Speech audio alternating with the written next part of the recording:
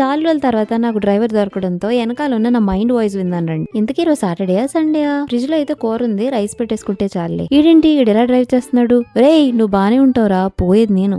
నా బతుకు, హెల్మెట్ పెట్టుకుంటే చాలు ఎక్కడలేని దురద. రోడ్డు మీద అందరూ చూశారు గానీ తీసి గోకేసుకుందాం, నా వల్ల అవ్వట్లేదు. అయ్య బాబోయ్, పోలీసోడు చూసాడంటే నన్ను సెక్కేస్తాడు. పెట్టేసుకుందాం. గోకి నిమిషం కూడా అవ్వలేదు, మళ్ళీ దొరదవుతుందేంటి? రే ఆ బొక్కలోంచి దూరదురా. అరే బానే దూరేసోరా.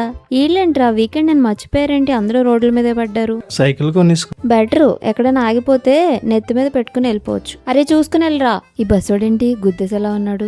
రే మళ్ళీ రోడ్ సెంటర్ లోకి వస్తావేంట్రా బాబు? ఈ రోజు ఏంట్రా బాబు దుమ్మి ఈ రేంజ్ లో ఉంది. పౌడర్ రాసుకోక్కర్లేదు, వద్దులే బాబు, వైద్య రైస్ వేసుకుందాం, పోకులో చేస్తాయి మళ్ళీ. అయినా అవసరమా మనకి ఇంత బ్యూటీ కాన్షియస్నెస్? ఇదేంటిది కేకమండలం వచ్చేసింది, వర్షం గానీ పడుతుందా? వీకెండ్ కాబట్టి వెళ్తుంది కానీ వీక్ డేలో పోతారు.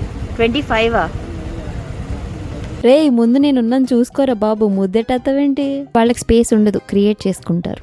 ఇప్పుడే మేము ఎండలో బయటకు వచ్చాము, ఆల్రెడీ వర్షం, ఇక్కడ వరద, అది కూడా బురదలో వరద. అరే నువ్వు ఆపితే మాత్రం బాగోదురా, నేనైతే కాలు కింద పెట్టడం లేదు ధనుష్.